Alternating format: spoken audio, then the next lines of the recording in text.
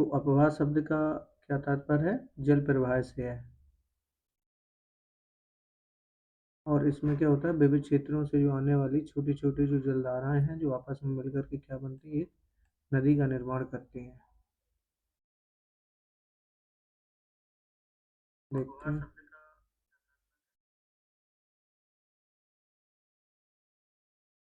अब ये कुछ वॉइस प्रॉब्लम कर रही थी, तो अब आगे देखते हैं कि अंततः इन नदियों के जल जल किसी बड़े जलाशय जैसे झील या समुद्र की खाड़ी में प्रवाहित हो जाते हैं। यानी जो नदियां हैं और जिसका लास्ट जहाँ होता है तो वो किसी झील या समुद्र की खाड़ी में प्रवाहित होते हैं। एक नदी तंत्र द्वारा जिस क्षेत्र का जल प्रवाहित होता है उसे हम अप अपवाह द्रोणी या बेसिन के नाम से जानते हैं।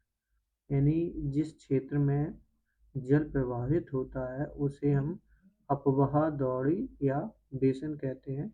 जब कोई ऊंचा क्षेत्र जैसे पर्वत या उच्च भूमि दो निकटवर्ती अपवाह द्रोणियों को एक दूसरे से अलग करती हैं तब ऐसी उच्च भूमि जो है जल विभाजक कहलाती है। यानी इस प्रकार से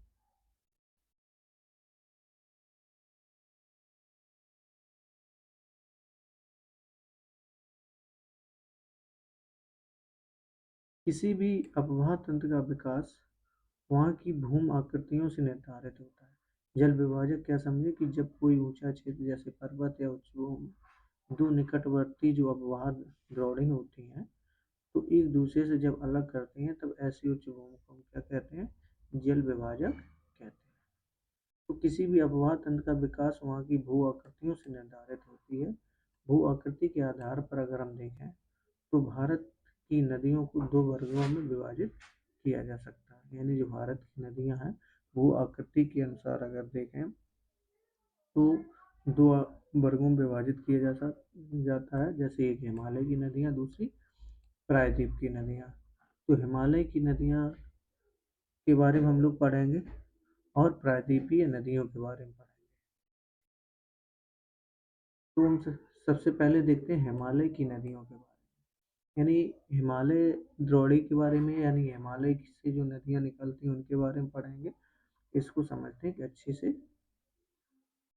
विश्व की सबसे बड़ी अपवाह बेसिन अगर देखा जाए तो अपवाह बेसिन, अपवाह का मतलब जल प्रवाह से संबंधित है।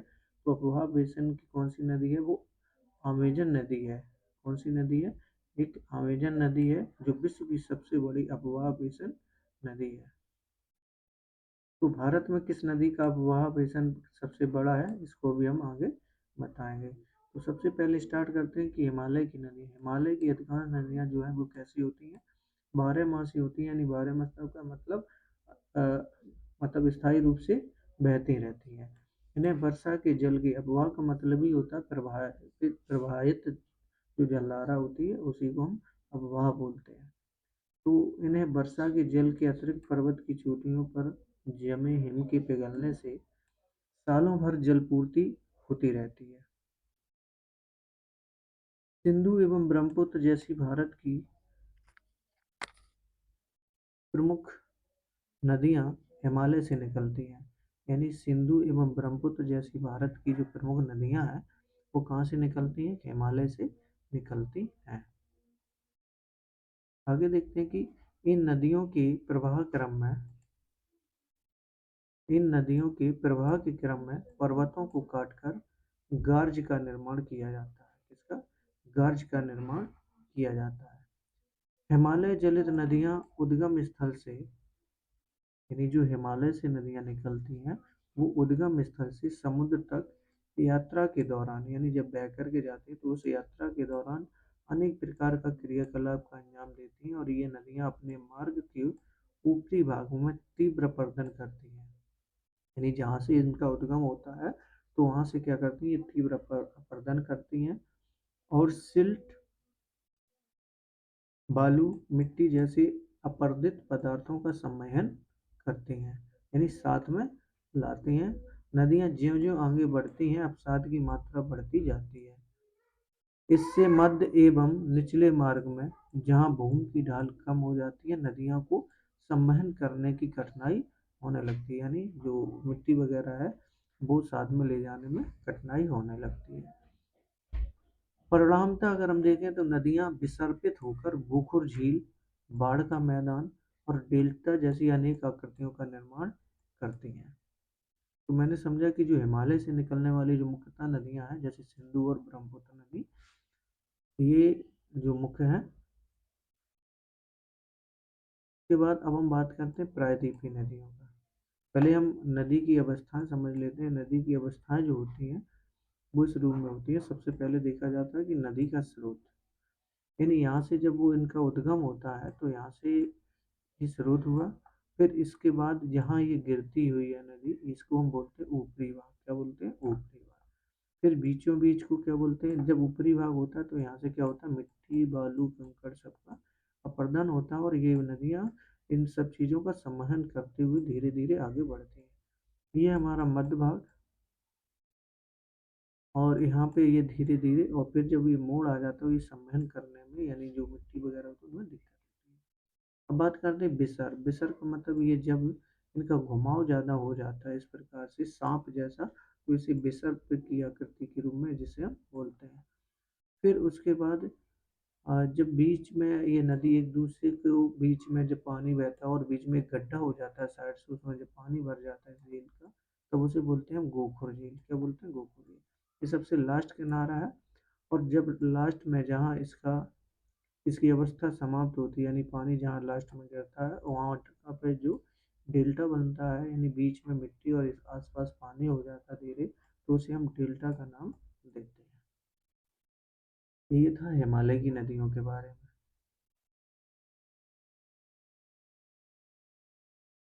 आगे देखते हैं। यहाँ की अधिकांश नदियाँ कैसी हैं? मौसमी है।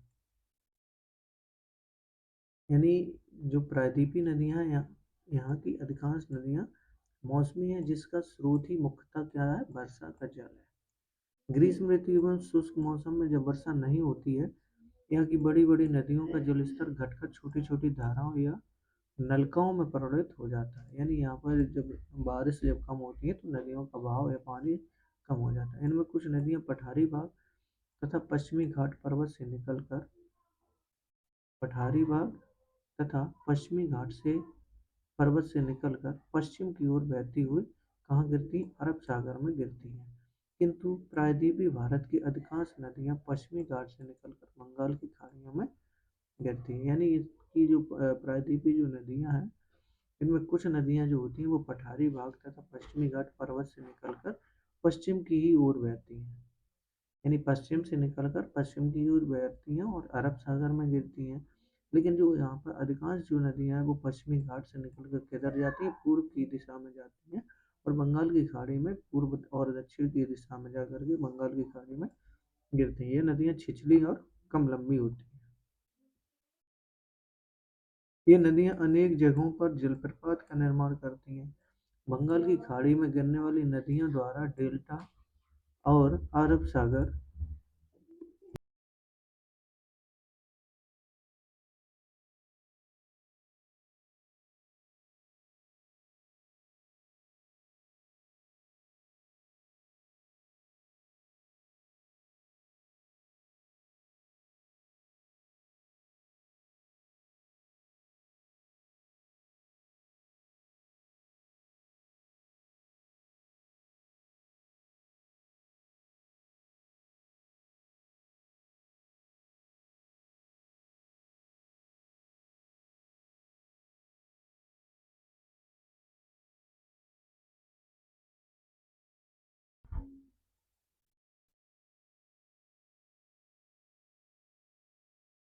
यानी जो बंगाल की खाड़ी में गिरने वाली नदियों द्वारा क्या होता है? एक डेल्टा का निर्माण होता है और अरब सागर में गिरने वाली नदियाँ जो होती हैं वहाँ ज्वार नदमुख यानी एस्चुअरी का निर्माण होता है। इसमें डेल्टा में और एस्चुअरी का निर्माण, ज्वार नदमुख का अंतर समझिए कि जो पश्चिम से पूर्व की ओर नदियाँ जाती हैं और लास्ट की अवस्था जो होती है वो क्या बनाती है? एक डेल्टा बनाती है। और जो अरब सागर में यानी पश्चिम से पश्चिम की ओर जब जाती हैं तो उनके द्वारा क्या बनाया जाता है? ज्वार नदमुख बनाया जाता है, जिससे हम एस्चुअरी का निर्माण देते हैं। चलते हैं भारत की प्रमुख नदियों के बारे में समझ लेते हैं। भारत की प्रमुख नदियाँ जो हैं, भारत के अफवाह मानचित्र का अगर अध्ययन करने से पता चलता है कि सिंधु, गंगा तथा ब्रह्मपुत्र हिमालय की प्रमुख नदियाँ हैं।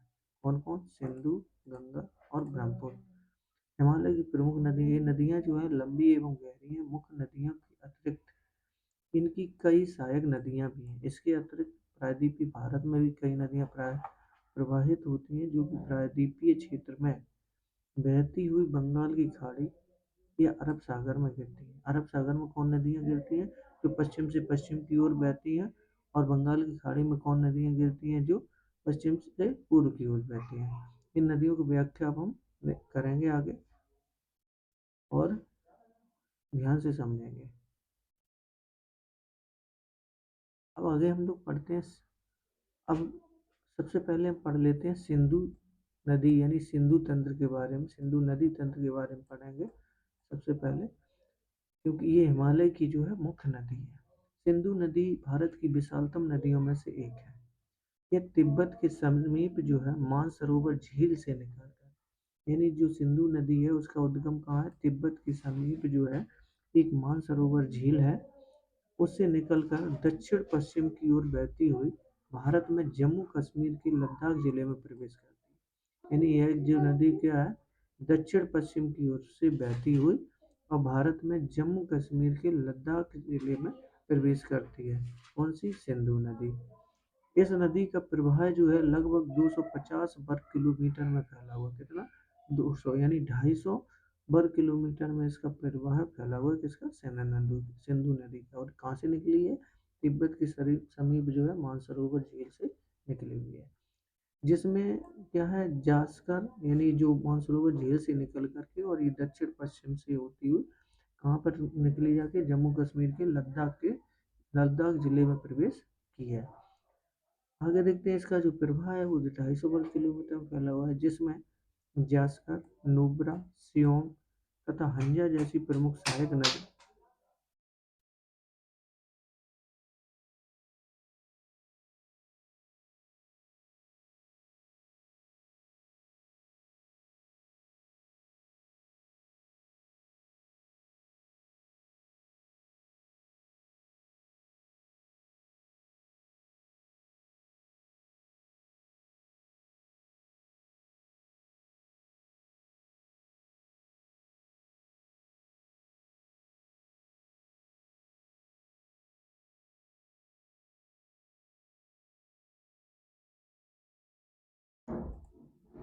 यानी ये जो है ना जिसकी सहायक नदियाँ कौन कौन सी हैं? जास्कर, नुब्रा, सियोम तथा हंजा जैसी प्रमुख जो है सहायक नदियाँ हैं। लद्दाख में सिंधु नदी एक क्या करती है? गार्ज का निर्माण करती है। किसका निर्माण करती है? गार्ज का निर्माण करती है, जिसे हम कौन से? गिलगिट गार्ज कहते हैं। जो गार्ज का निर्माण करती है उसे हम गिलगिट गार्ज कहते हैं। और यह पर्यटन के लिए आकर्षण का केंद्र बिंदु है। बलूचिस्तान तथा गिलगिट से होते हुए यह नदी अटक में पर्वतीय क्षेत्र से बाहर निकलकर, यानी जो गिलगिट जब गौज का निर्माण होता है और यह पर्यटन के लिए आकर्षण का केंद्र बिंदु है। बलूचिस्तान तथा गिलगिट से होते हुए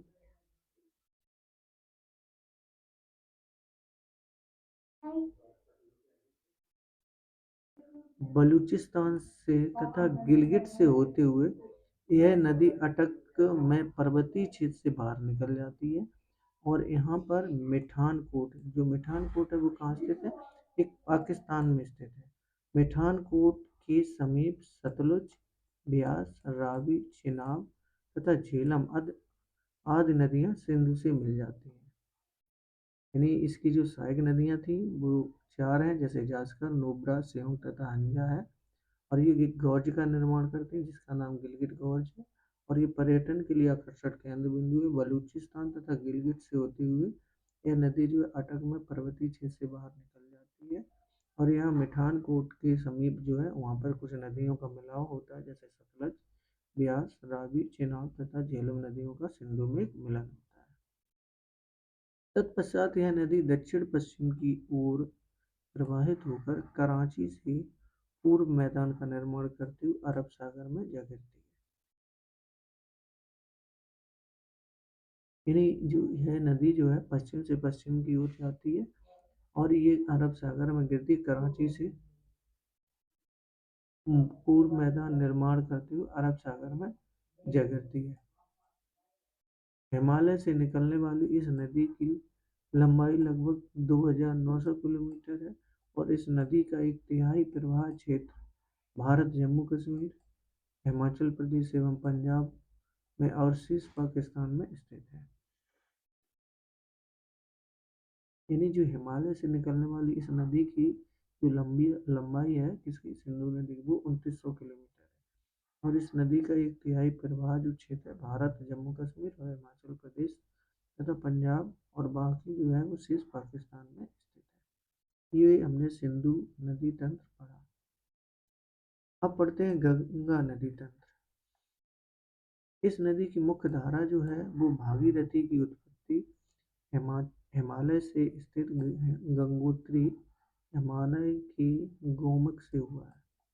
यानी जो गंगा नदी का उद्गम है वो भागीरथी की उत्पत्ति हिमालय स्थित गंगोत्री हिमानी के गोमुख से हुआ है, जो कि अलकनंदा उत्तराखंड स्थित देवप्रयाग में भागीरथी से मिल जाती है। यानी सबसे पहले जब नदी का उद्गम होता है भागीरथी हिमालय स्थित गंगोत्री हिमानी के गोमुख से, तो उसके बाद थोड़ी सी जब आगे बढ़ती है तो यह जो नदी है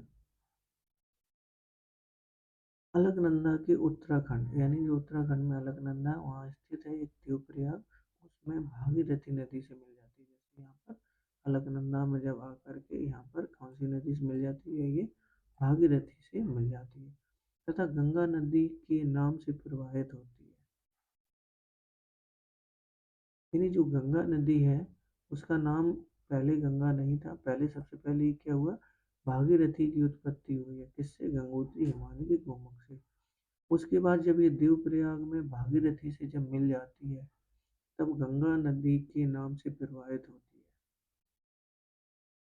अलकनंदा जो है, अलकनंदा उत्तराखंड स्थित देवप्रयाग में भागीरथी से मिल जाती है। यहाँ पर उत्तराखंड में एक अलकनंदा यहाँ पर नदी मिलती है, तब उसके बाद भागीरथी और अलकनंदा जो है नदी मिल करके किसका नाम बनता है, गंगा नदी का नाम बनता है, क्योंकि नाम से प्रवाहित होकर हरिद्वार के समीप गंगा नदी मैदानी भाग में प्रवेश करती है। यानी जो हरिद्वार में मैदानी क्षेत्र में प्रवेश करती है उस नदी की लंबाई जो है वो 2525, यानी सिंधु नदी से थोड़ी सी छोटी है, लगभग 400 किलोमीटर, तो ये 2525 किलोमीटर है, वो 2900 किलोमीटर है, जो देश के अंतर्गत उत्तराखंड, उत्तर प्रदेश, बिहार एवं पश्चिम बंगाल राज्यों से बहती हुई फरक्का होते हुए, यानी जो गंगा नदी है वो कहाँ, फरक्का होते हुए बांग्लादेश में प्रवेश करती है। जब यह बांग्लादेश में प्रवेश करती है तब उस गंगा नदी का बांग्लादेश में जिसका नाम हो जाता है पद्मा। बांग्लादेश में गंगा नदी को किस नाम से पुकारते हैं, पद्मा नदी से पुकारते हैं। इसके बाद हुगली नदी पुकारा जाता है। इसके बाद हुगली नदी भारत में गंगा की मुख्य शाखा है। यानी जो हुगली नदी है भारत में गंगा की मुख्य शाखा है। अगर आगे देखेंगे चित्र के माध्यम से, हिमालय की अनेक नदियाँ जैसे यमुना, घाघरा, गंडक, कोसी आदि अपने जल को गंगा में उत्सर्जित करती हैं। यानी ये क्या है, ये सहायक नदियाँ हैं किसकी, गंगा की। इसके अतिरिक्त केंद्रीय व उच्च भूमि से निकलने वाली नदियाँ जैसे सोन भी गंगा में मिल जाती है। फरक्का के समीप गंगा नदी दो भागों में बढ़ती है। यानी जब फरक्का के समीप क्या होता है, गंगा दो भागों में बढ़ जाती है। प्रथम होती है हुगली गंगा, दूसरी हुगली गंगा की वितरका के रूप में डेल्टा से होती बंगाल की खाड़ी में जा गिरती है। दूसरी भाग होता है इसका रूप में बांग्लादेश में जो प्रविष्ट होती है, जहाँ ब्रह्मपुत्र नदी इसमें आकर मिल जाती है, तब इस संगम को हम क्या कहते हैं, मेघना के नाम से, जहाँ और गंगा और ब्रह्मपुत्र नदी जब जहाँ मिलते हैं, मिलकर के जिसका नाम पड़ता है वो है मेघना। जब ब्रह्मपुत्र और गंगा नदी का संगम होता है कहाँ पर, बांग्लादेश में, तब उसे हम बोलते हैं मेघना के नाम से पुकारा जाता है। और जब फरक्का में गंगा नदी और हुगली नदी जहाँ मिलती है,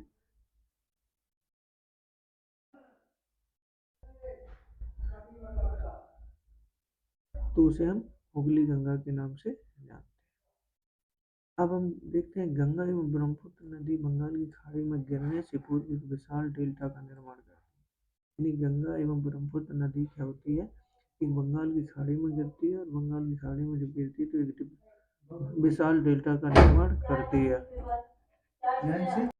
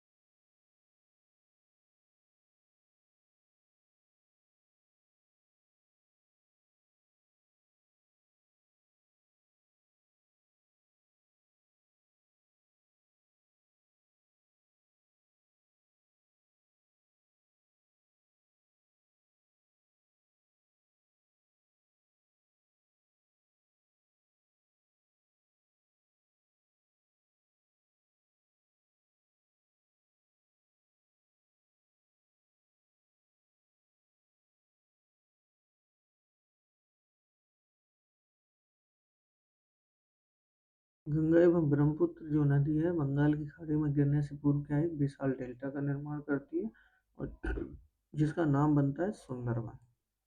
क्या नाम बनता है, सुंदरबन। दो दिशाओं में नदियों के प्रवाह को अलग करने वाले उच्च पर्वतीय पठारी क्षेत्र को जल विभाजक कहा जाता है। यानी दो दिशाओं में नदियों के प्रवाह को अलग करने वाले उच्च पर्वतीय पठारी क्षेत्र को क्या कहा जाता है, जल विभाजक कहा जाता है। समझना कि जब दो दिशाओं में नदियों के प्रवाह को अलग अलग करने वाले जो उच्च पर्वतीय पठारी क्षेत्र होते हैं, तो उसे हम जल विभाजक कहते हैं। जैसे सिंधु एवं गंगा नदी के मध्य अरावली की उच्च भूमि जल विभाजक का एक उदाहरण है। यानी जब सिंधु नदी, यानी जैसे ये सिंधु नदी बह रही है और ये गंगा नदी आ रही है, और जब यहाँ से बीच में ये इधर जाए और ये इधर आ जाए, और इसमें ये जो जगह बनती है अरावली जो है, तो ये जल विभाजक माना जाता है। क्या, जो अरावली की उच्च भूमि है वो जल विभाजक के नाम से जानी जाती है। तो कहने का मतलब, जब दो दिशाओं में अगर नदी बढ़ जाए किसी के माध्यम से, उसे हम जल विभाजक कहते हैं। अरावली नगर गंगा एवं सिंधु के जल विभाजक पर बसा हुआ है। यानी जो अरावली नगर है वो गंगा एवं सिंधु के जल विभाजक पर बसा हुआ है। अरावली से सुंदरबन तक मैदान की लंबाई 1800 किलोमीटर है। यानी अरावली से सुंदरबन तक मैदान की लंबाई कितनी है, वो 1800 किलोमीटर।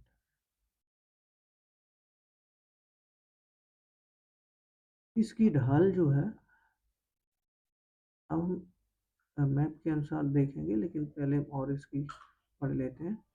इसकी ढाल जो है वो 1 मीटर 1 से 6 किलोमीटर की दर से सुंदरबन की तरफ घटता जाता है।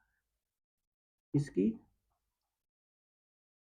यानी जो अरावली का जो सुंदरबन का मैदान है वो 1800, और इसकी जो ढाल है वो कितनी, एक 1/6 किलोमीटर की दर से सुंदरबन की तरफ घटता जाता है। यानी इस प्रकार से। अब हम एक मैप के अनुसार देख लेते हैं, तो थोड़ा सा छोटा कर देते हैं जो आपको एक बार में पूरा दिखे, और छोटा करते हैं इसको, कोई नहीं, प्लस करके दिखाते हैं थोड़ा थोड़ा।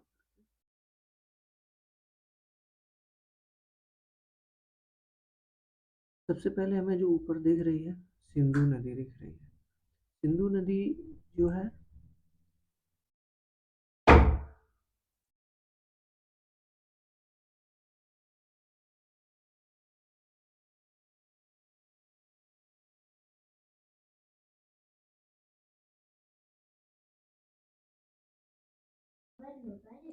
सिंधु नदी जो है यह एक हिमालय से निकलने वाली नदी है जो कि तिब्बत के मानसरोवर झील से निकलती है और यह पश्चिम से पश्चिम की ओर बहती है। और कहाँ पर गिरती है ये? पश्चिम में जाकर के अरब सागर में गिरती है। यानी जो सिंधु नदी है वो इस रूप से बहती हुई पाकिस्तान से होती हुई और किस में आ गिरती है? ये अरब सागर में। यानी यहाँ पर सिंधु नदी का विराम होता है। इसके बाद ये अगर हम देखें तो ये गंगा नदी तंत्र है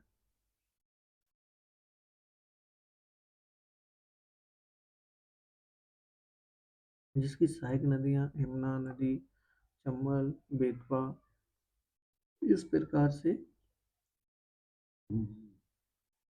जो है वो गंगा नदी है। गंगा नदी कहाँ पर गिरती है? बंगाल की खाड़ी में गिरती है आके। अब हम बात करते हैं ब्रह्मपुत्र नदी के बारे में। बात करते हैं किसकी? ब्रह्मपुत्र नदी के बारे में।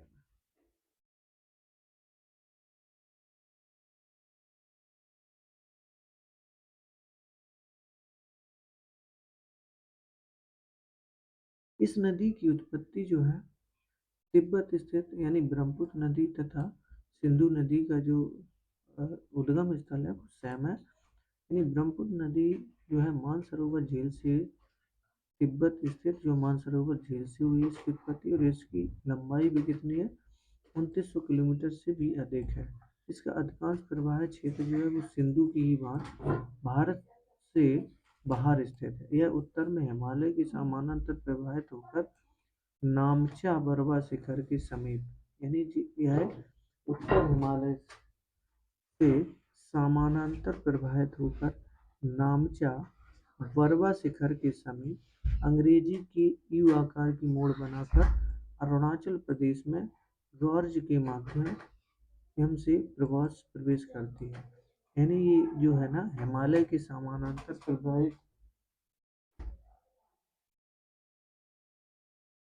प्रवाहित होकर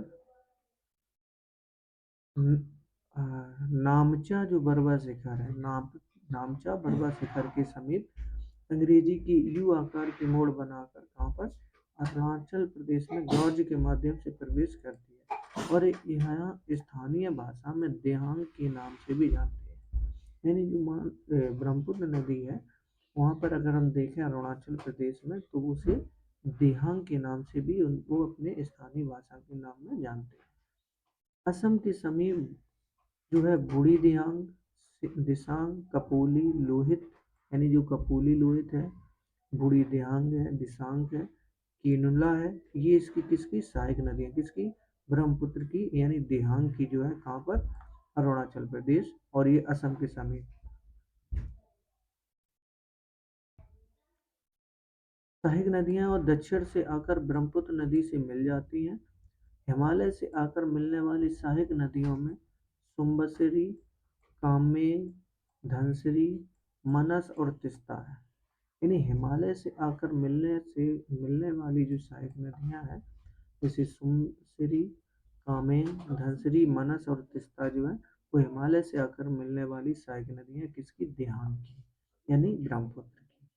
ब्रह्मपुत्र का उद्गम जो है तिब्बत के शीत एवं शुष्क क्षेत्र से है। ब्रह्मपुत्र का जो क्षेत्र है उद्गम का वो तिब्बत एक शीत एवं शुष्क क्षेत्र है जहाँ नदी के जल में सिल्ट की मात्रा नगण्य है, यानी ना के बराबर है सिल्ट की मात्रा। किंतु जब यह नदी उच्च पर्वत क्षेत्र से गुजरती है तथा असम में जब अनेक धाराएं इनसे मिलती हैं तो इस नदी में जल और सिल्ट की मात्रा बहुत अधिक बढ़ जाती है। कहाँ से बढ़ती है? असम से। यहाँ एक गुम्फित होकर अनेक द्वीपों द्वारा जिसे यहाँ यह जो है गुम्फित होकर अनेक द्वीपों यानी छोटे छोटे द्वीपों द्वारा जैसे दियारा के नाम को जन्म देती, द्वीपों को जन्म देती कौन सी नदी? ब्रह्मपुत्र। कहाँ पर? असम में। अगर आप जानते हो कि ब्रह्मपुत्र जो नदी है वो तिब्बत में सांगपो और बांग्लादेश में जमुना के नाम से पुकारा जाता है। यह एक प्रकार की क्या है? पूर्ववर्ती नदी है। आगे इसमें भी हम पढ़ेंगे। प्रत्येक वर्ष वर्षा ऋतु में नदी की घाटी में अवसाद की मात्रा बढ़ने से जल का प्रवाह जो है तटबंधों को पार कर अगल बगल के क्षेत्र में फैल जाता है और बाढ़ का स्वरूप धारण कर लेता है। इसमें असम एवं बांग्लादेश में भारी जानमाल की क्षति होती है। अन्य हिमालयी नदियों की अपेक्षा ब्रह्मपुत्र नदी में सिल्ट की अधिक मात्रा में निक्षेप से नदी के मार्ग में बार बार परिवर्तन होता रहता है। इसमें अन्य हिमालयी नदियों की अपेक्षा ब्रह्मपुत्र नदी में सिल्ट की अधिक मात्रा में निक्षेप से नदी के मार्ग में बार बार परिवर्तन होता रहता है। इस प्रकार से हमने अभी एक ब्रह्मपुत्र नदी के बारे में पढ़ा, यानी इसका उद्गम क्या है, सिंधु नदी के द्वारा, जहाँ तिब्बत मानसरोवर झील से हुई है इसका उद्गम, जो कि 2900 किलोमीटर से भी अधिक है। इसका अधिकांश प्रवाह क्षेत्र कैसा है,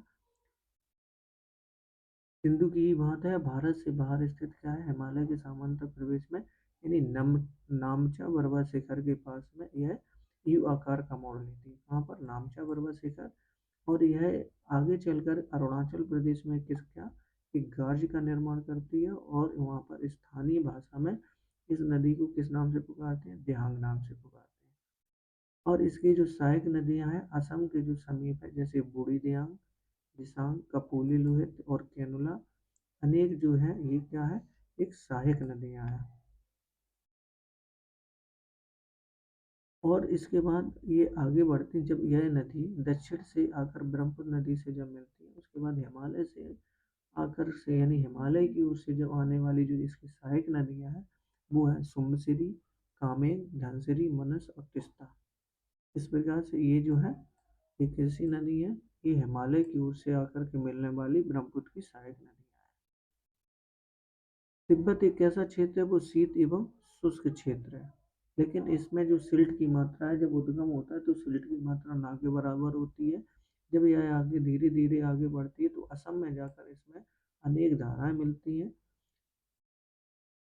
और वहाँ पर सिल्ट की मात्रा अधिक बढ़ जाती है, और इसके द्वारा ये क्या करते हैं, द्वीपों का भी निर्माण करती है। प्रत्येक वर्षा है, यानी वर्ष भर इसमें वर्षा ऋतु नदी की घाटी में अवसाद बढ़ने से क्या होता है, फिर तटबंधों को पार अगल बगल के क्षेत्रों में फैल जाता है। इस प्रकार से हमने एक और समझ लेते हैं कि ब्रह्मपुत्र नदी को अगर हम देखें तो तिब्बत में सांगपो नदी के नाम से जाना जाता है, और बांग्लादेश में इस नदी को जमुना, जैसे गंगा को बांग्लादेश में पद्मा के नाम से जानते हैं। अब हम पढ़ेंगे कि नेक्स्ट वीडियो में ऊपर देखेंगे यमुना नदी के बारे में। अगर वीडियो पसंद आ रहा हो प्लीज़ लाइक करें और सब्सक्राइब करना ना भूलें। अगर ऐसी वीडियो देखते रहें तो नोटिफिकेशन पाने के लिए बेल आइकन जरूर दबाएं। मिलते हैं नेक्स्ट वीडियो में, और इसकी सहायक नदियों के बारे में हम लोग पढ़ेंगे। अब हम पढ़ेंगे आगे यमुना नदी के बारे में। यमुना नदी को भी देख लेते हैं। यमुना नदी जो है, यह नदी महान हिमालय की यमुनोत्री हिमालय से निकलकर, यानी कहाँ पर, यमुनोत्री हिमालय से निकलकर 1375 किलोमीटर की दूरी तय करते हुए कहाँ, प्रयाग इलाहाबाद के निकट किसमें, गंगा में मिल जाती है। और इसकी प्रमुख सहायक नदियाँ जो है जैसे चंबल, बेतवा, कैन आदि जो है वो किसकी, यमुना नदी की सहायक नदी इसके दाहिने तट से आकर मिलती है। यानी जो यमुना नदी है इसका यमुनोत्री का उद्गम स्थल है, और यह 1375 किलोमीटर है। उसकी दूरी जो तय करते हुए 1375 किलोमीटर, तो ये इसका जो प्रवेश लास्ट होता है वो इलाहाबाद के निकट गंगा में हो जाता है, यमुना नदी का। और इसकी जो सहायक नदियाँ जो कि दाहिने तट से आकर मिलती हैं, तो वो है हमारी चंबल, बेतवा, कैन, ये जो है इसकी सहायक नदियाँ हैं जो कि दाहिने तट से मिलकर के मिलती हैं।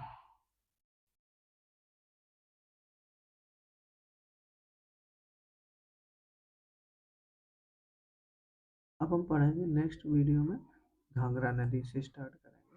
तब तक के लिए जय हिंद, जय भारत।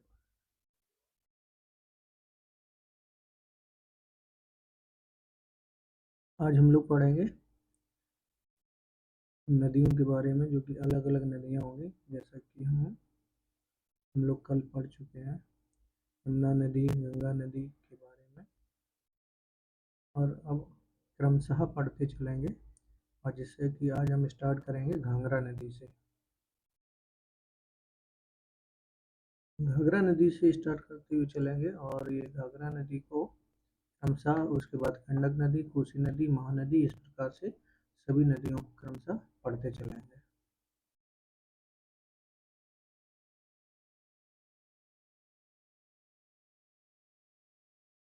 सबसे पहले हम घाघरा नदी से स्टार्ट करते हैं।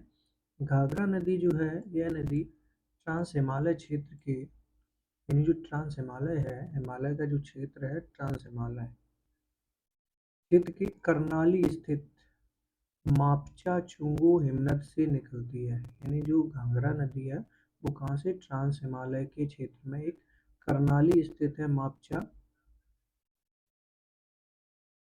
वहाँ से ये मापचा चुंगो चुंगो हिमनद से निकलती है, और यह दक्षिण पूर्व दिशा में बहकर है। यानी इसका जो बहाव क्षेत्र है, प्रवाहित क्षेत्र है, वो दक्षिण से पूर्व की दिशा में बहकर हिमालय को पार करती है। इसे पर्वतीय क्षेत्र में करनाली एवं मैदानी क्षेत्र में घाघरा के नाम से जानते हैं। यानी अगर पर्वतीय क्षेत्र में इसका नाम घाघरा का क्या है, वो है करनाली के नाम से, और ये करनाली से ही निकलती है, और मैदानी क्षेत्र में से घाघरा नदी के नाम से जाना जाता है। यह नदी नेपाल से प्रवाहित होकर छपरा के पास शारदा नदी का जल ग्रहण कर गंगा से मिल जाती है। यानी जो घाघरा नदी है वो नेपाल से प्रवाहित होकर छपरा के पास, यानी बिहार के छपरा के पास शारदा नदी जो है, शारदा नदी का जल ग्रहण कर, ये शारदा नदी में मिल करके, और ये किसमें, गंगा में मिल जाती है। इसे उत्तर प्रदेश में सरयू के नाम से भी पुकारा जाता है। यानी घाघरा नदी को उत्तर प्रदेश में सरयू के नाम से पुकारा जाता है, जो कि अयोध्या में स्थित है। इस प्रकार से घाघरा नदी कहाँ से निकली, करनाली स्थित मापचा चुंगू हिमनद से निकली, जो कि ट्रांस हिमालय के क्षेत्र में आता है, और इसका नाम अगर पर्वतीय क्षेत्र में देखा जाए तो करनाली के नाम से जाना जाता है, और मैदानी क्षेत्रों में घाघरा के नाम से। और यह आगे नेपाल से जब प्रवाहित होकर के जाती है तो वो शारदा नदी में मिल करके गंगा नदी में मिल जाती है, और इसी को उत्तर प्रदेश में सरयू के नाम से जानते हैं। नेक्स्ट नदी देखते हैं गंडक नदी। यह नदी महान हिमालय से निकलकर नेपाल होते हुए, महान हिमालय से निकलती है, और यह नेपाल से होते हुए बिहार के चंपारण में प्रवेश करती है। कौन, गंडक नदी। और इस नदी का परिवहन मार्ग में तीव्र परिवर्तन और अवसाद से अत्यधिक निक्षेपण से यहाँ बाढ़ की आशंका बनी रहती है, और इस नदी के साथ कई पौराणिक किंवदंतियाँ जुड़ी हुई हैं।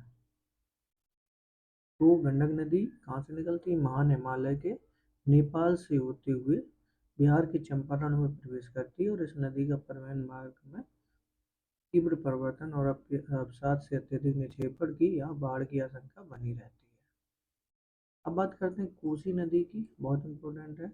यह नदी भी महान हिमालय के गोसाई थान से निकलकर, कहाँ से निकलती है कोसी नदी, गोसाई थान से निकल करके नेपाल होते हुए बिहार के सुपौल जिला में प्रवेश करती है। कहाँ पर, यानी हिमालय के जो महान हिमालय है उसके गोसाई थान से निकल करके नेपाल होते हुए बिहार के सुपौल जिला में प्रवेश करती है, और यह उद्गम स्थल के समीप कोसी की मुख्य धारा अरुण कहलाती है। यानी जहाँ इसका उद्गम स्थल होता है उसके समीप जो है कोसी की मुख्य धारा जो होती है उसे अरुण भी कहा जाता है। इसकी अन्य सहायक धाराओं में जैसे मिलाची, भोटिया, सप्तकोशी, तांबा, लिखू, दुग्ध तथा तंबूर जो है प्रमुख है। ये किसके हैं, कोसी नदी की अन्य जो सहायक धाराएं हैं। इसकी मुख्य धारा क्या कहा जाता है, अरुण कहा जाता है।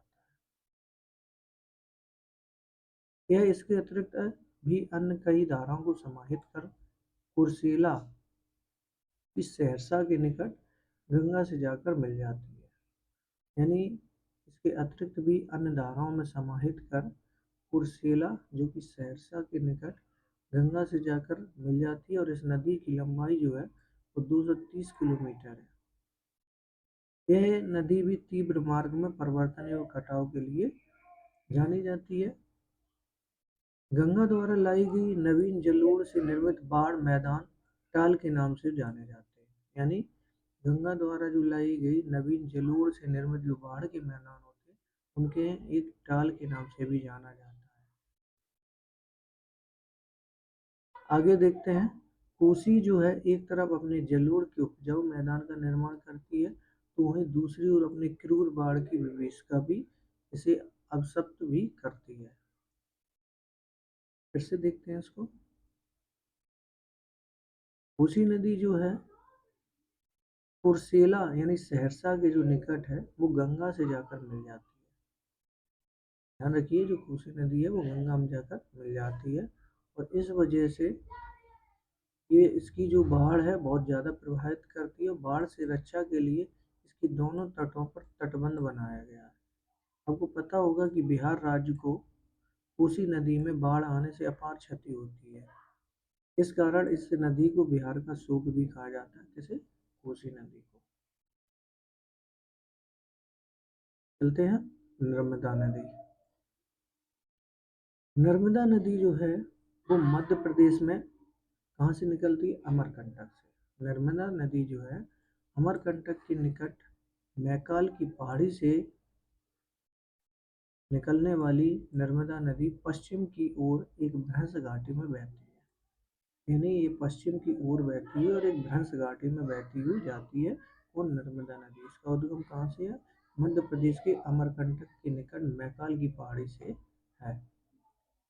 खंभात की खाड़ी भड़ौच के निकट में गिरने से पूर्व विविध दर्शनीय स्थलों का निर्माण करती है, जबकि जबलपुर के निकट भेड़ाघाट में संगमरमर के शैलखंडों में यह नदी गहरे गार्ज से बहती है तथा धुआंधार प्रपात का नाम है जिसे हम धुआंधार प्रपात कहते हैं, जिसे कपिल धारा का निर्माण करती है।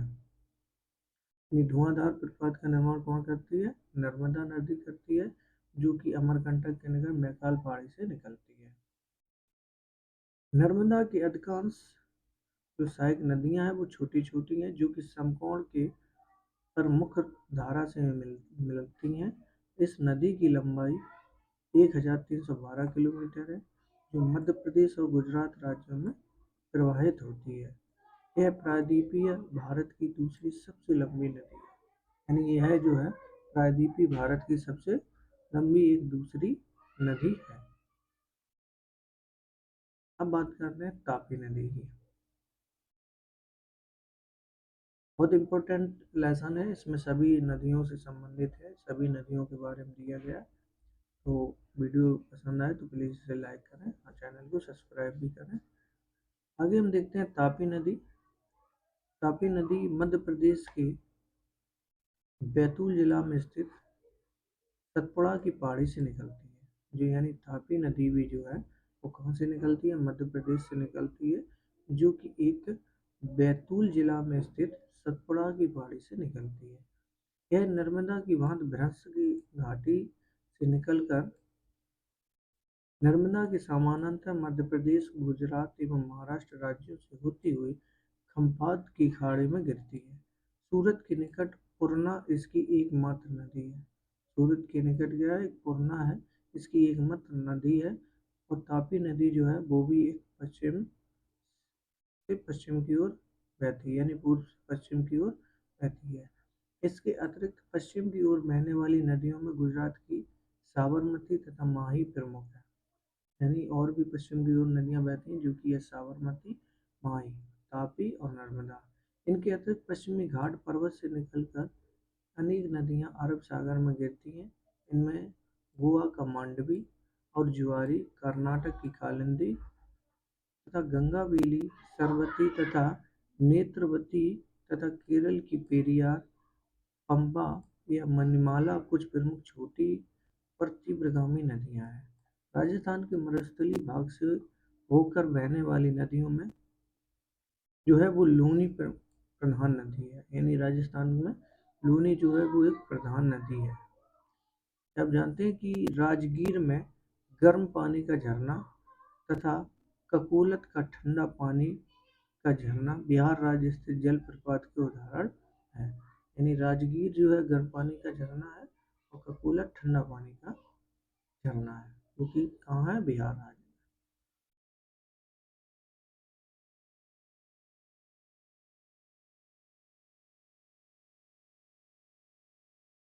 आगे देखते हैं कि महानदी की बात करते हैं।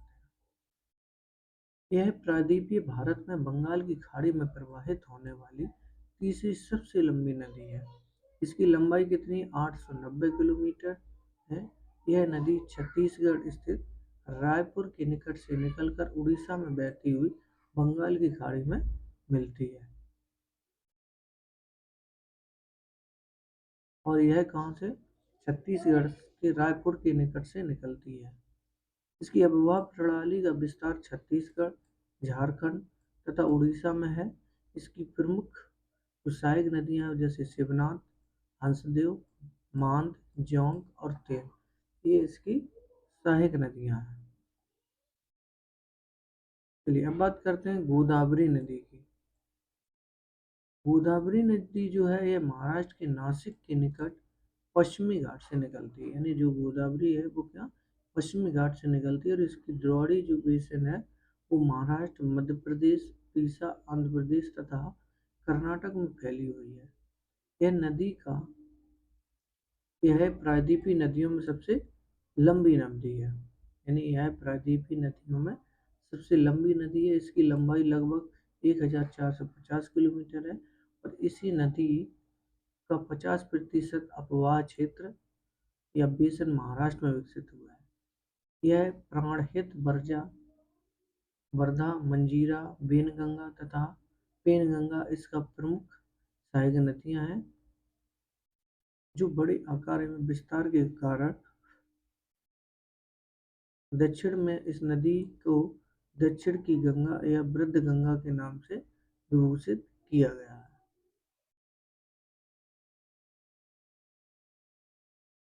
चलिए इस प्रकार से हमने ये समझा। अब हम बात करते हैं कृष्णा नदी का।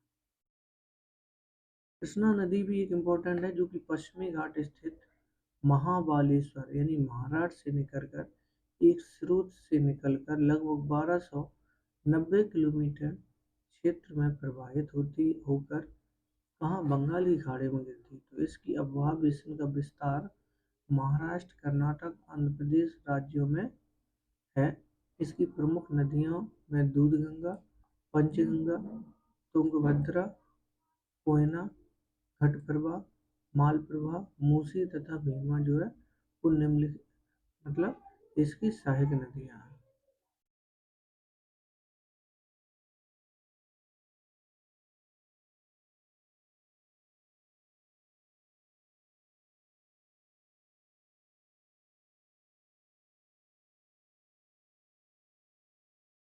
अभी कौन सी पढ़ी हमने, कृष्णा नदी पढ़े।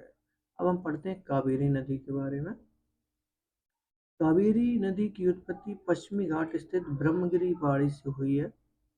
इसकी लंबाई लगभग 760 किलोमीटर है। इस नदी का अपवाह बेसिन तमिलनाडु, केरल एवं कर्नाटक राज्यों में फैला हुआ है। इसकी प्रमुख जो सहायक नदियां हैं, अमरावती, भवानी, हेमावती, लोकवानी, अकावली, लक्ष्मण तीर्थ तथा कावेरी। अंततः यह नदी तमिलनाडु स्थित कुडलूर से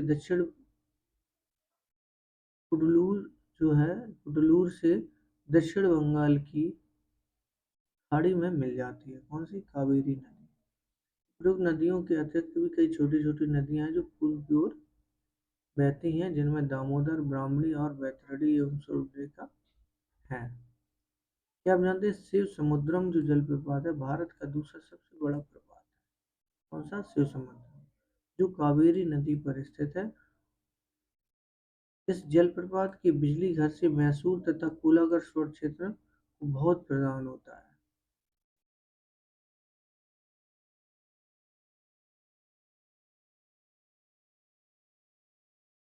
अब हम बात करते हैं जलाशय एवं झील के बारे में। कश्मीर में जो है वो डल झील है, बूलर झील है, नैनीताल है, राजस्थान में अगर बात की जाए तो वो सांवर झील है। बेगूसराय का कांवर पक्षी जो है बिहार, बेतिया का सरसैया मान, दरभंगा का लक्ष्मी सागर जैसे जलाशयों से अपरिचित है। बोलिया सॉरी यह मानवीय उपयोग के साधन के साथ साथ पर्यटकों के लिए आकर्षक केंद्र होते हैं। क्या आपने झीलों के महत्व को जानने का प्रयास किया तो आप प्लीज मेल करें और लिखित करें। इसके बाद हम पढ़ते हैं निर्माण की दृष्टि से झीलों को निम्नांकित प्रकार है। निम्नांकित कितनी है झीलों के प्रकार? वो निम्नांकित है।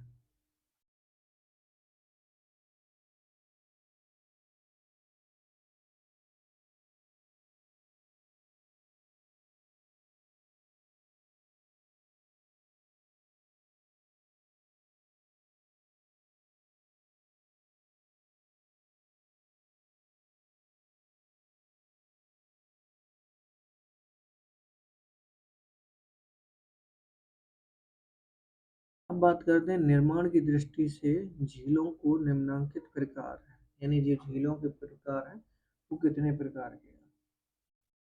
जैसे धसान घाटी झील, गोखुर झील, क्रेटर झील, लैगून झील, अवरोधक झील, हिमानी झील तथा भूगर्भीय क्रिया से निर्मित झील।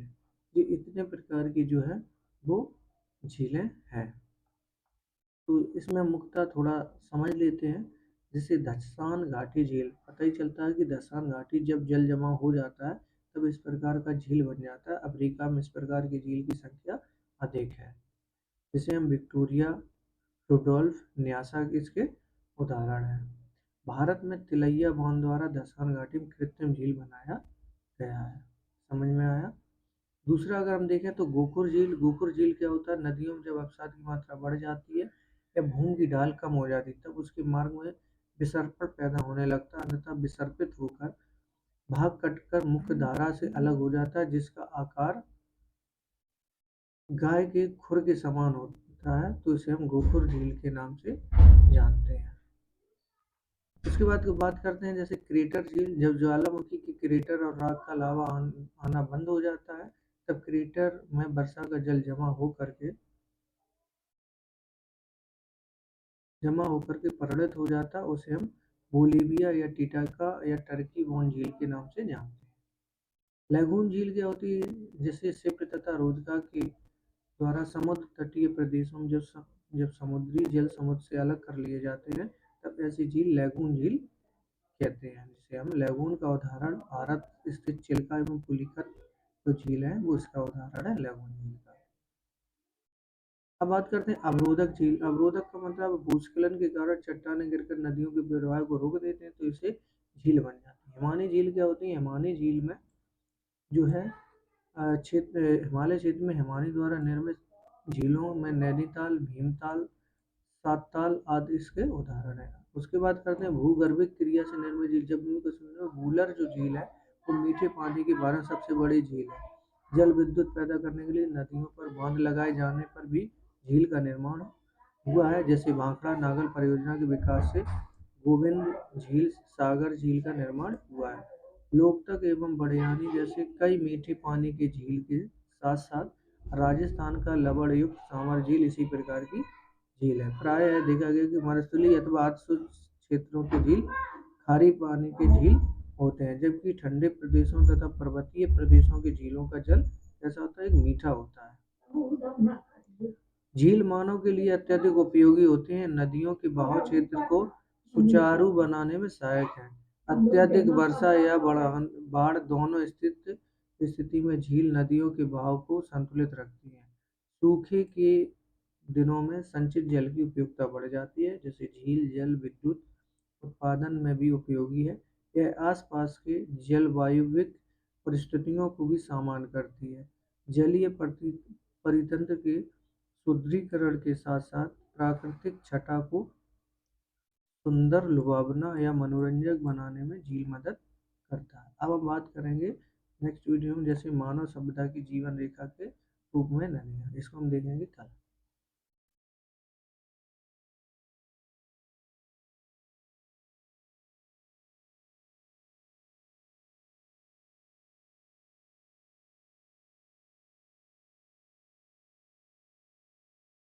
स्टार्ट करते हैं मानव सभ्यता की जीवन रेखा के रूप में नदियों के बारे से। इसके बारे में हम लोग आज पढ़ेंगे। मानव सभ्यता की जीवन रेखा के रूप में नदियों का क्या कार्य रहा है और इसकी क्या श्रृंखला है, क्या भूमिका है इनकी। मानव सभ्यता की जीवन रेखा के ऊपर नदियों की क्या भूमिका है, इसके रूप में आज हम पढ़ेंगे।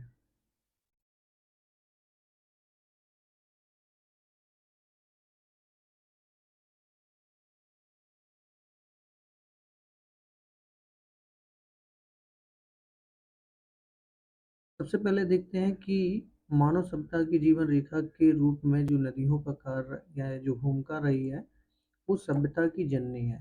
यानी जो नदियां हैं वो सभ्यता की जननी है के रूप में नदी घाटी क्षेत्र को प्राचीन काल से ही जाना जाता रहा है। इसका एक नज़र डालते हैं इस पर। जो इम्पोर्टेंट पॉइंट होगा मैं इसको बताते चलेंगे, बाकी थोड़ा स्पीड से चलेंगे।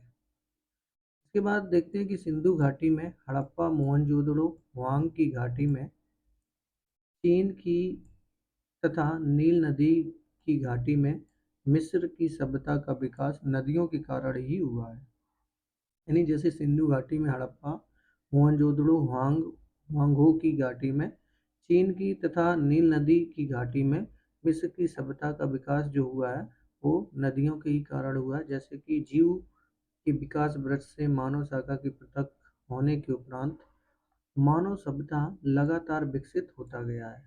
मानव विकास की सुलभ परिस्थितियां सभी स्थलों पर समान रूप से सुलभ नहीं रही होंगी। विभिन्न विद्वानों और शोधकर्ताओं ने भी इस मत को स्वीकार किया कि प्रागैतिहासिक मानव सभ्यता की खोज का जो प्रथम श्रेय जो है वो किसको है, फ्रांस के वॉचर द परथेस को। किसको है, वॉचर द परथेस को है। यानी प्रागैतिहासिक मानव संस्कृति की खोज का जो प्रथम श्रेय है वो फ्रांस के वॉचर द परथेस को है।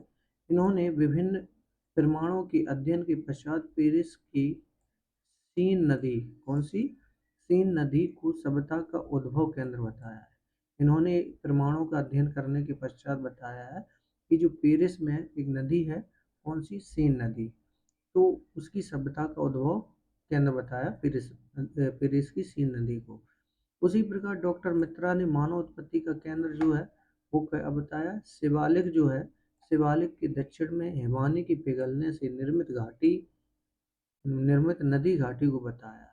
यानी डॉक्टर मित्रा ने मानव उत्पत्ति का केंद्र जो है वो शिवालिक के दक्षिण हिमानी के पिघलने से निर्मित घाटी को बताया है।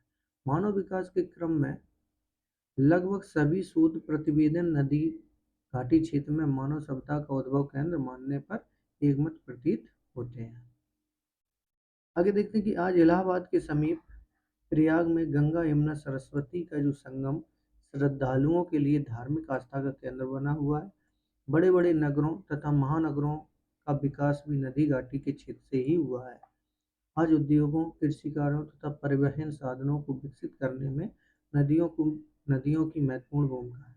यानी आज के समय में जितने भी बड़े शहर हैं वो जरूर ही नदी के किनारे ही बसे होंगे, क्योंकि पहले के लोग पानी की तलाश में जहाँ पानी मिलता था तो वहीं लोग रहने लगते थे। इसी कारण से वहाँ नदियों का एक जो केंद्र बताया है मानव सभ्यता के लिए। नदी जल का अत्यधिक दोहन एवं इन जलाशयों में कचरों का उत्सर्जन नदी को अत्यधिक प्रदूषित कर रहा है।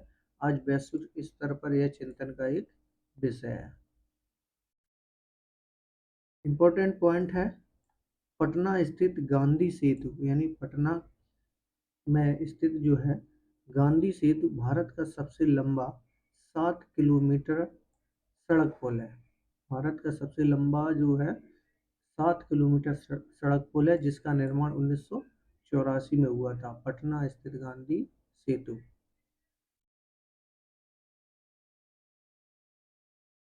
आगे देखते हैं कि प्रदूषण जो है बढ़ती आबादी के साथ जल का अनुप्रयोग भी तीव्र गति से बढ़ गया है। घरेलू कार से लेकर औद्योगिक कार तक के लिए भी अत्यधिक उपयोगी संसाधन है क्या? जल। आज जल संसाधन का उपयोग के आर्द्र कृषि फसलों के लिए भी हो रहा है। आगे इसी में देखते हैं बाढ़ के समय नदियां विकराल रूप धारण कर लेती हैं। इस समय वह धरातल पर सभी कचरे, अधिवास जनित कचरे, औद्योगिक कचरे एवं अन्य ठोस कचरे को आत्मसात यानी साथ में बहा करके, जिससे जल की गुणवत्ता बुरी तरह प्रभावित होती है। इसी कार्य में प्रयुक्त उर्वरक, कीटनाशक, पीड़कट पीड़कटनाशी, वस्त्र धोने में प्रयुक्त साबुन, सोडा, अपमार्जक तत्व घुलकर जल को प्रदूषित करते हैं। मल जल प्रवाह, मवेशियों को सफाई जैसे मानवीय अनुक्रियाएं जल प्रदूषण को बढ़ावा देती हैं। आगे अगर आप एक पॉइंट देखेंगे कि बड़े आकार की झील को समुद्र भी कहा जाता है। जैसे कैस्पियन सागर जो है एक झील है, लेकिन उसको सागर के नाम से लिखा जाता है। जैसे मृत सागर है, अरल सागर है, ये सब क्या है? झील है, क्योंकि ये बड़े आकार में है, इस वजह से इसको एक समुद्र भी कहा गया। जैसे कैस्पियन सागर, मृत सागर, अरल सागर। आगे देखते हैं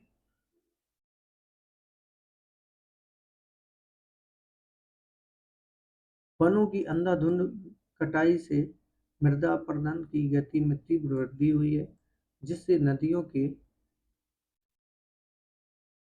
प्रवाह मार्ग में तीव्र अपसादीकरण हुआ है। इन ठोस अपसाद, कीचड़, रासायनिक कचरे के बढ़ जाने से जलीय जीवों का संकट बढ़ गया है। साथ ही बाढ़ का खतरा भी बढ़ गया है इससे। क्या आप जानते हैं कि वर्ष 1987, 2004, 2007 में कोसी नदी के बाढ़ से बिहार राज्य को अपार धन जनधन की हानि हुई है।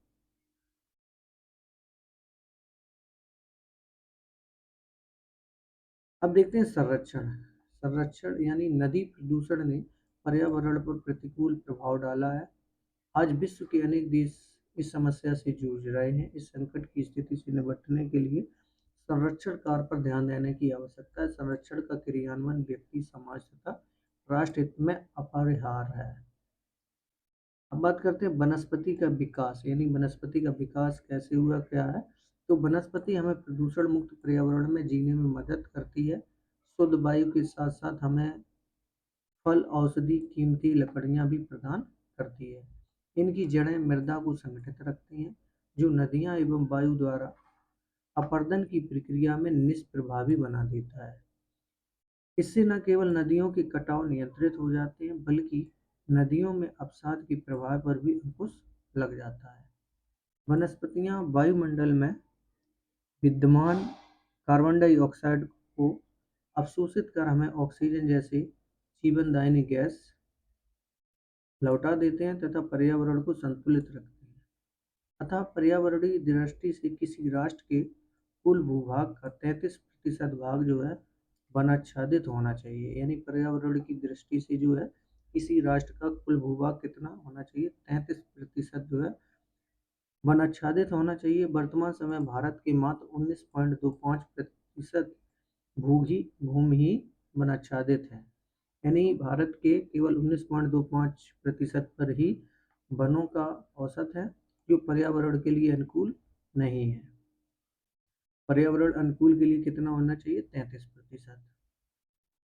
क्षेत्रफल में कमी का प्रभाव वन्य प्राणियों पर भी पड़ा है।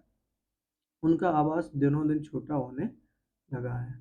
अब हम बात करते हैं राष्ट्रीय नदी संरक्षण योजना। इस योजना क्यों लाई गई और कब लाई गई? नदियों में 90% जल का साधारण मानसूनी वर्षा और हिमालय क्षेत्र में हिम के पिघलने के कारण होती है, किंतु इनका अनिश्चित और अपरिमित वितरण बाढ़ और सुखाड़ जैसी प्रलयंकारी परिस्थितियां पैदा करती हैं। इन परिस्थितियों या आपदाओं से निपटने के लिए नागरिकों के जागरूक होने और सरकारी तंत्र को योजनाबद्ध तरीके से कार्य करने की आवश्यकता है। यद्यपि भारत सरकार ने गंगा कार परियोजना यानी गंगा पर जो कार परियोजना लाई गई उसे 1985 में प्रारंभ किया गया था, किंतु इसे 31 मार्च 2000 को बंद कर दिया गया। इस संदर्भ में राष्ट्रीय नदी संरक्षण प्राधिकरण की कार्यकारिणी समिति ने प्रथम चरण की समीक्षा के उपरांत कुछ सुझाव भी पारित किए। इन सुझावों एवं योजनाओं को देश की प्रमुख प्रदूषित नदियों में राष्ट्रीय नदी संरक्षण योजना अंतर्गत लागू किया गया है। इस योजना के अंतर्गत 16 राज्यों को 27 नदियों के किनारे बसे 152 नगरों को शामिल किया गया है। कौन सी परियोजना के अंतर्गत? राष्ट्रीय नदी संरक्षण परियोजना के अंतर्गत। इस कार्य योजना के तहत 57 जिलों में प्रदूषण कम करने का प्रयास किया जा रहा है। प्रदूषण कम करने के लिए 215 योजनाओं को स्वीकृति प्रदान की गई है, जिसमें 69 योजनाएं पूरी कर ली गई है। इस परियोजना के अंतर्गत लाखों लीटर प्रदूषित जल को शुद्ध करने का लक्ष्य रखा गया है। इस योजना के अंतर्गत झील संरक्षण कार्य को भी सम्मिलित किया गया है। प्रारंभ में दो झील पवई यानी जो प्रारंभ में दो झील हैं, पवई जो कि महाराष्ट्र में है, ऊटी तमिलनाडु में है, को शामिल किया गया था। यानी इसके अंतर्गत जो झीलों को भी सम्मिलित किया गया था। आज गंगा, यमुना, गोमती सहित अनेक नदियों पर इस तरह के संरक्षण कार्यक्रम चल रहे हैं।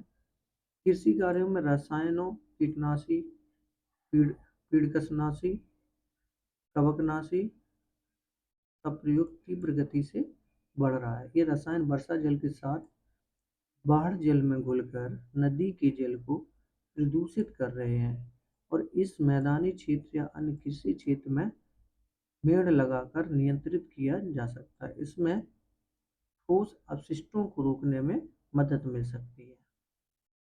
अब हम बात करते हैं राष्ट्रीय जल संग्रहण केंद्र का निर्माण, यानी राष्ट्रीय जल संग्रहण केंद्र का निर्माण। इस पर हम बात करेंगे। जैसा कि आप जानते हैं कि नदियों में जल का स्रोत जो है वो क्या है? वर्षा है या हिमपात या हिमानी है। जल का वितरण समूचे प्रदेश में एक समान नहीं है। इससे सभी राज्यों की आवश्यकता है की पूर्ति नहीं हो पाती है। कई नदियों के संदर्भ में किसी राज्य का जल स्रोत पर एकाधिकार भी स्थापित हो जाता है। वहीं पड़ोसी राज्य आवश्यक जलापूर्ति से वंचित रह जाते हैं। ऐसी परिस्थिति में जल वितरण को लेकर राज्यों के बीच विवाद उत्पन्न हो जाता है।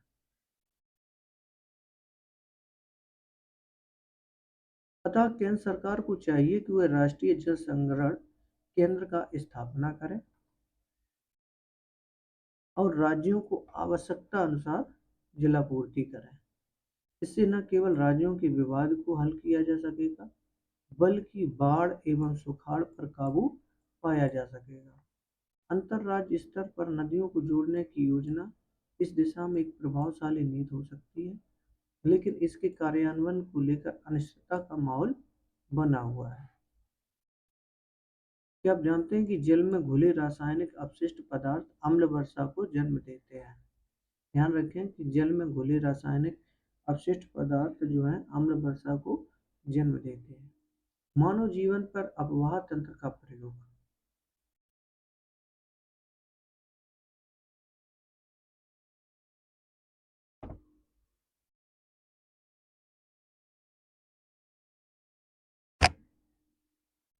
यानी जो मानव जीवन पर है वो अपवाह तंत्र का प्रभाव क्या है और क्या पड़ा उसको अब हम देखते हैं।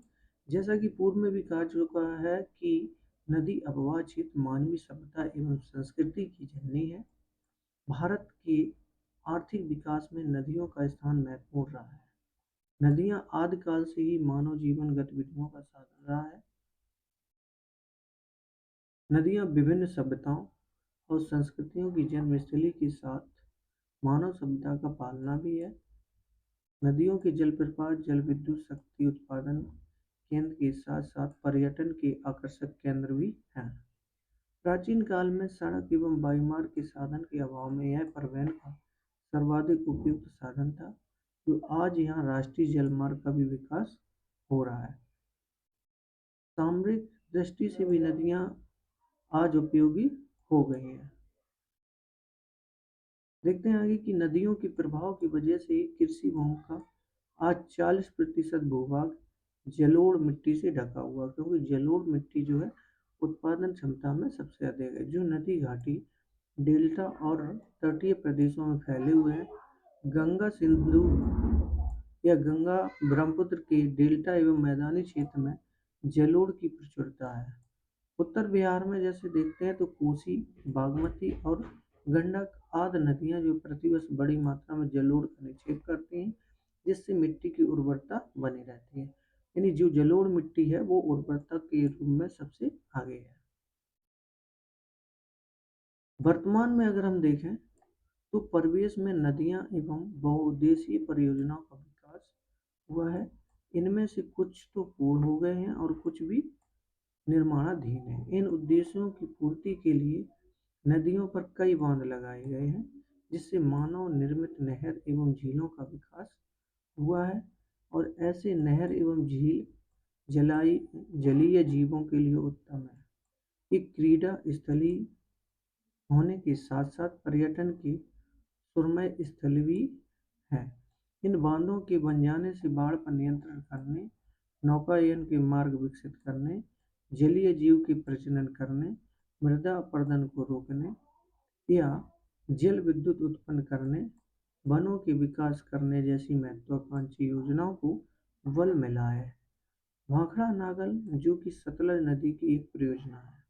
यानी जो भाखड़ा नागल जो बांध है वो किस नदी पर है? वो सतलज नदी पर है। और इस पर एक परियोजना के रूप में काम करता है, जो कि यहाँ पर 1200 मेगावाट विद्युत उत्पादन के साथ लगभग 20 लाख हेक्टेयर भूभाग को सिंचित करता है। कौन सा? भाखड़ा नागल परियोजना जो है किस पर है? सतलज नदी पर स्थित है, जहाँ पर 1200 मेगावाट का विद्युत केंद्र भी है और यहाँ पर 20 लाख हेक्टेयर जो है भूमि को भी सिंचित किया जाता है। दूसरा आता है टिहरी परियोजना का विकास। टिहरी परियोजना जो है वो किस पर नदी पर है? वो भागीरथी नदी पर है, जो कि 2400 मेगावाट विद्युत उत्पादन करती है।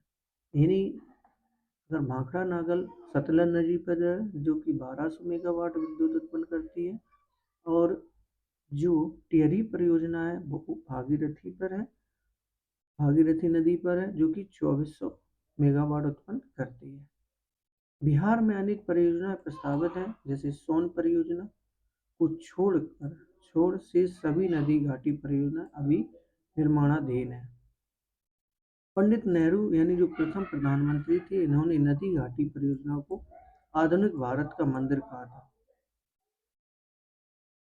इम्पोर्टेंट पॉइंट है कि पंडित नेहरू ने यानी प्रथम प्रधानमंत्री ने नदी घाटी परियोजना को किस नाम से पुकारा था? भारत के मंदिर के नाम से। यानी भारत का मंदिर किसने कहा था? तो पंडित नेहरू ने कहा था। बात करते हैं जैसे भागीरथी नदी पर स्थित जो टिहरी परियोजना है वो विश्व की 5वीं और एशिया की सबसे बड़ी नदी घाटी परियोजना है। कौन सी? जो भागीरथी पर है, विश्व की सबसे बड़ी, एशिया की सबसे बड़ी परियोजना और विश्व की जो है वो 5वीं है। नदियां अपने साथ लाए गए अवसाद का निक्षेपण मैदान एवं घाटी में करती हैं, जिससे उपजाऊ मिट्टी के साथ साथ जीवाश्म भी पाए जाते हैं। ये जीवाश्म जो है खनिज तेल के स्रोत होते हैं, जो कि दामोदर घाटी जो है क्षेत्र कोयला निक्षेप के लिए विश्व विख्यात है। यानी दामोदर घाटी जो है वो किसके लिए विश्व विख्यात है? वो कोयला के लिए विश्व विख्यात है। इसके अलावा नदी घाटी क्षेत्र से महत्वपूर्ण गैर तात्विक खनिज जैसे लौह अयस्क, सोना, क्वार्टज आदि होता है। इसके अतिरिक्त नदियों के आसपास की जलवायु जो है संशोधित हो जाती है, जो मन बसाव को प्रेरित करता है। उपरोक्त सभी पहलू मानव जीवन पर नदियों के सकारात्मक स्थितियों को दर्शाता है। इन सुविधाओं को पाकर मानव उन्नति के शिखर पर पहुंचकर आज जो है वो नदियों के अस्तित्व को ही खतरे में डाल दिया है। अगर हम बात करें, एक पॉइंट है कि भारत की सर्वाधिक प्रदूषित नदियों में जो है वो है साबरमती, माही और यमुना। ये 3 नदियाँ हैं जो भारत में सर्वाधिक प्रदूषित नदियाँ हैं। कौन-कौन सी? साबरमती, माही और यमुना। आधुनिक प्रगति के नदियों के अस्तित्व पर ही संकट आना नकारात्मक पक्ष को दर्शाता है।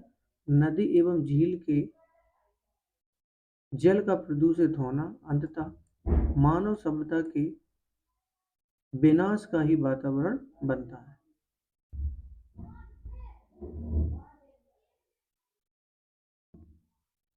एक और पॉइंट हम लोग थोड़ा झीलों के बारे में पढ़ लेंगे, जो कि मैंने कल बहुत स्पीड से पढ़ाया था।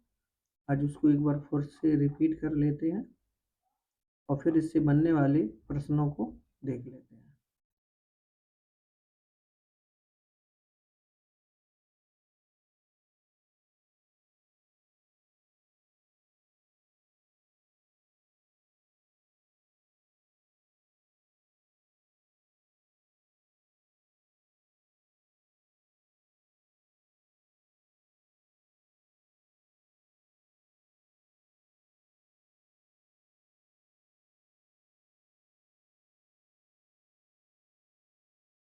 चलिए अब बात करते हैं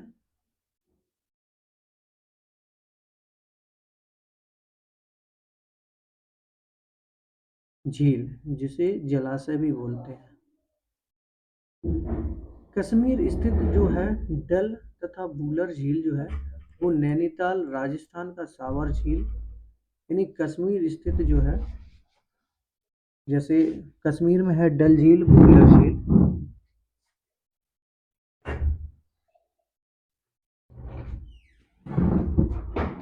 यानी कश्मीर में जो स्थित है वो डल झील तथा वुलर झील है। नैनीताल जैसे और राजस्थान में अगर बात करें तो वो सांवर झील है। बेगूसराय में जो है वो काबर पक्षी विहार है। यानी कश्मीर में कौन सी झील है? डल झील, वुलर झील और नैनीताल। अगर हम ऐसी बात करें तो राजस्थान में जो है वो है सांवर झील, जो कि सबसे बड़ी झील है। बेगूसराय की अगर बात करें तो बेगूसराय में जो है वो है कांवर पक्षी विहार। भूतिया का अगर देखें तो वो है सरैया मान, यानी भूतिया का जो है वो सरैया मान है। दरभंगा का जो है वो लक्ष्मी सागर है, यानी दरभंगा कहाँ पड़ता है? बिहार में, और वहाँ पर लक्ष्मी सागर है। जैसे जलाशयों से आप परिचित हैं, ये मानवीय उपयोग के साथ साथ पर्यटकों के लिए आकर्षण केंद्र हैं। चलिए अब इससे जो और इम्पोर्टेंट है उनको देख लेते हैं। जैसे बात करते हैं धसान घाटी झील की, यानी निर्माण की दृष्टि से झीलों को निम्नांकित, इससे पहले वीडियो में पढ़ा चुके, लेकिन आज थोड़ा स्पीड से पढ़ाया था उस दिन, लेकिन आज थोड़ा आराम से पढ़ाएंगे और इसको समझाते हुए चलेंगे। धसान घाटी झील क्या होती है? धसान घाटी में जब जल जमाव होता है तब इस प्रकार का झील बन जाता है। यानी जो धसान घाटी है, जब जल जमाव होता है तब इस प्रकार की झील बन जाती है। जैसे कि अगर बात करें तो अफ्रीका में इस प्रकार की झील की संख्या जो है वो सबसे अधिक है। धसान धसान घाटी झील की कहाँ पर? अफ्रीका में। जैसे उसमें आती है विक्टोरिया झील, रुडोल्फ झील, न्यासा जो है इसकी मुख्य उदाहरण है। भारत में जैसे अगर देखें तो धसान घाटी झील का जो है वो है तिलैया बांध द्वारा जो है धसान घाटी में कृत्रिम झील बनाया गया है, यानी तिलैया बांध। अब दूसरे नंबर बात करते हैं गोखुर झील क्या होती है। गोखुर झील जो है नदियों में जब अवसाद की मात्रा बढ़ जाती है तो भूमि की ढाल कम हो जाती है, तब उसके मार्ग में विसरण पैदा होने लगता है। अंततः विसर्पित भाग जो है कटकर मुख्य धारा से अलग हो जाता है, जिसका आकार एक गाय के खुर के जब समान हो जाता है तो उसे हम गोखुर झील के नाम से जानते हैं। और उत्तरी बिहार में इस प्रकार की झील पाए जाते हैं, जैसे कि बेतिया का जो सरैया मान है या बेगूसराय का जो कांवर झील है वो गोखुर झील का एक उदाहरण है। कौन सा? बेतिया का सरैया मान और बेगूसराय का कांवर झील। अब बात करते हैं क्रेटर झील। क्रेटर झील क्या होती है? जब ज्वालामुखी के क्रेटर से राख और लावा का आना बंद हो जाता है तब क्रेटर में वर्षा का जल जब क्रेटर का वर्षा का जल जमा होकर झील में परिणत हो जाता है तब उसे क्रेटर झील के नाम से जानते हैं, और ये किसके द्वारा बनता है? ज्वालामुखी की क्रेटर और राख और लावा का आना जहाँ से बंद हो जाता है तब ये बनता है। इसका जो उदाहरण है जैसे कि बोलीविया का जो टिटिकाका और टर्की का वॉन झील, यानी बोलीविया का जो है टिटिकाका झील और टर्की का वॉन झील जो है इसके मुख्य उदाहरण है। अगर हम यही भारत में देखें तो एक लोनार झील है जो भारत में पाई जाती है, वो एक किस प्रकार का उदाहरण है? वो एक क्रेटर झील का उदाहरण है, इसी प्रकार से निर्मित हुआ है। अब बात करते हैं लैगून झील का। सिप्त तथा रोदका के द्वारा समुद्र तटीय प्रदेशों में जब समुद्री जल समुद्र से अलग कर लिए जाते हैं, यानी जैसे इस प्रकार का जब समुद्र आ रहा है तो इसका जो पानी छलक करके इस साइड के तटवर्ती क्षेत्रों में जब भर जाता है तो यहाँ पर जो है वो लैगून झील के रूप में होता है। तो जैसे अगर हम बात करें तो जब समुद्री जल समुद्र से अलग कर लिए जाते हैं तब इसे हम झील लैगून झील कहते हैं। यानी लैगून का जो उदाहरण है, जैसे अगर भारत में देखें तो लैगून झील जो है चिल्का और पुलिकत जो झीलें हैं वो लैगून झील की ही उदाहरण है। अब बात करते हैं पांचवा, अवरोधक झील। जब कभी कभी पर्वतीय प्रदेशों में भूस्खलन होता है के कारण चट्टाने जो है वो गिरकर नदियों के प्रवाह को जब रोक देते हैं तो इससे भी झील बन जाती है, तब इसे क्या कहते हैं? अवरोधक झील कहते हैं। नेक्स्ट बात करते हैं जैसे हिमानी झील क्या होती है। जैसे हिमानी बर्फ से संबंधित है।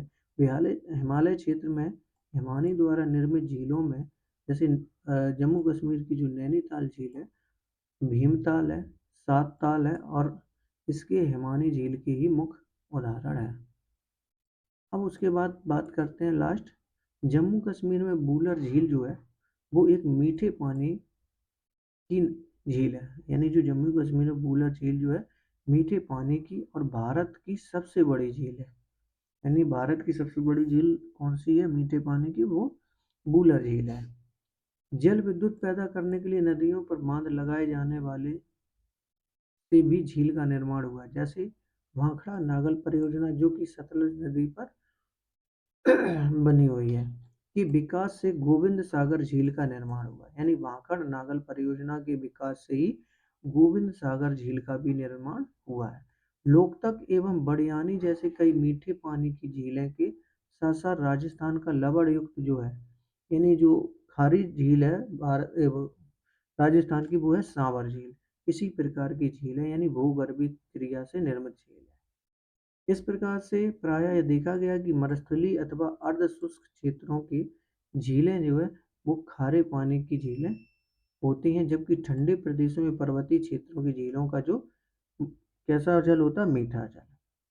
ध्यान समझे कि जहाँ मरुस्थलीय क्षेत्र होते हैं और अर्ध शुष्क क्षेत्र होते हैं वहाँ झीलें किस प्रकार की मिलेंगी? खारे पानी जैसी झीलें मिलेंगी। और जहाँ पर्वतीय क्षेत्र होगा या ठंडे प्रदेश का क्षेत्र होगा तो वहाँ मीठे जल की झीलें पाई जाती हैं। चलिए अब देख लेते हैं, इससे पूरा लेसन ये समाप्त हुआ और इससे बनने वाले प्रश्नों को हम लोग देख लेते हैं। पहला प्रश्न है कि लक्ष्मी सागर झील किस राज्य में स्थित है?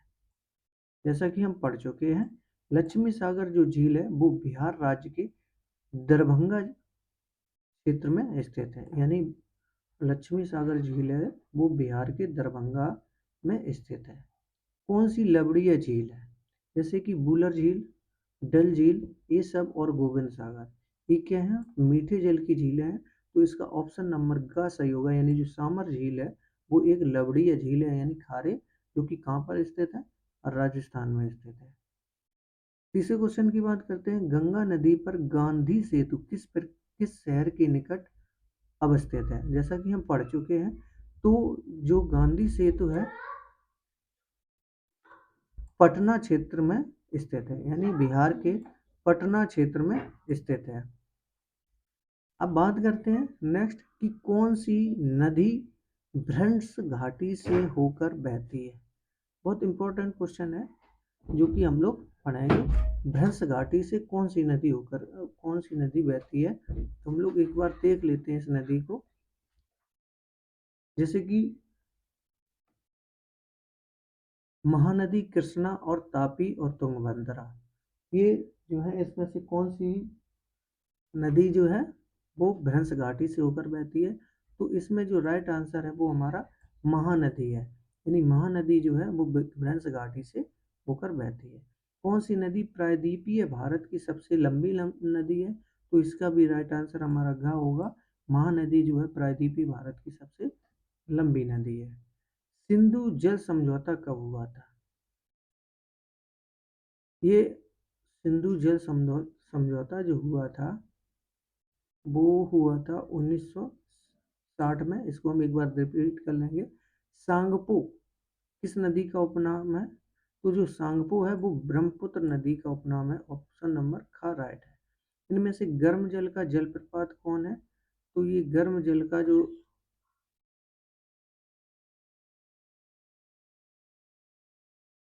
इसको भी देखेंगे अभी। और कोसी नदी का उद्गम स्थल कहाँ पर है? तो कोसी नदी का जो उद्गम स्थल है वो है गोसाई धाम। कहाँ पर है?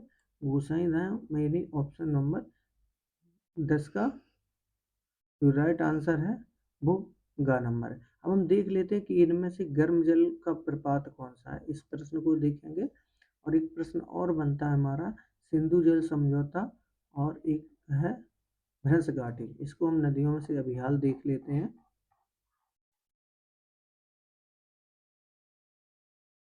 तुरंत देखते हैं इसको हम।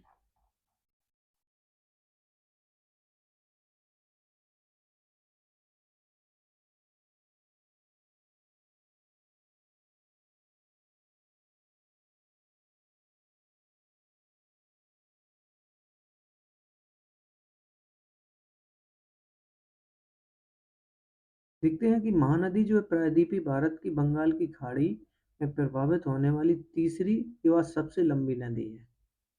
राइट। तो सबसे लंबी नदी कौन सी हमारी हुई? वो हुई हमारी महानदी। अब देखते हैं कि भ्रंश घाटी से।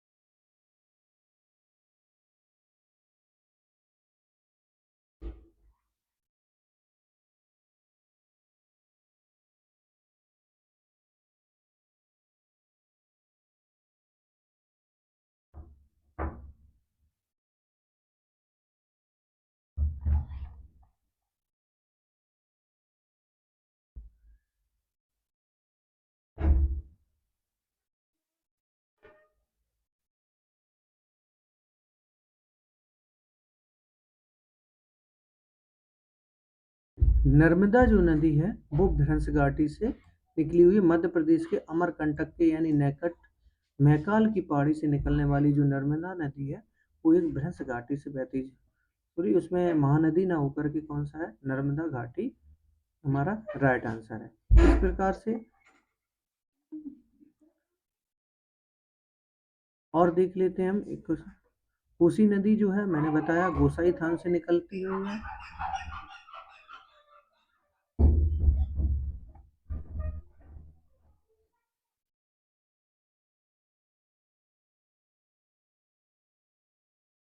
सिंधु जल समझौता जो है, हम वो एक क्वेश्चन और देख लेते हैं।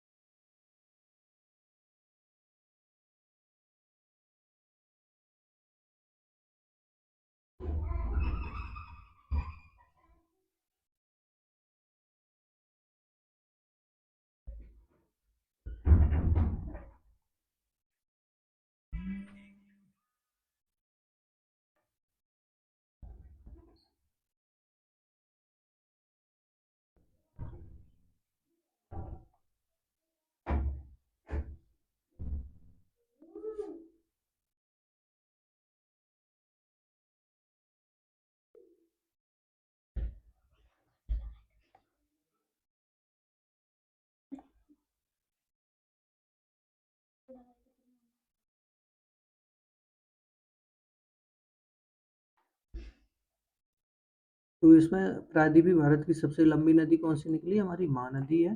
सिंधु जल समझौता 1960 में हुआ, सांगपो ब्रह्मपुत्र नदी को। गर्म जल का जो है पात्र वो हमारा शिव समुद्रम है। कोसी नदी का गोसाई थान था। इस प्रकार से इस लेसन को कंप्लीट हुआ और जो महत्वपूर्ण जो प्रश्न बनने वाले थे वो मैंने आपको समझाए। मिलते हैं हम नेक्स्ट वीडियो में। अगर चैनल पसंद आया तो प्लीज़ सब्सक्राइब करें और लाइक करें। बेल आइकन दबाना ना भूलें। तब तक के लिए जय हिंद, जय भारत।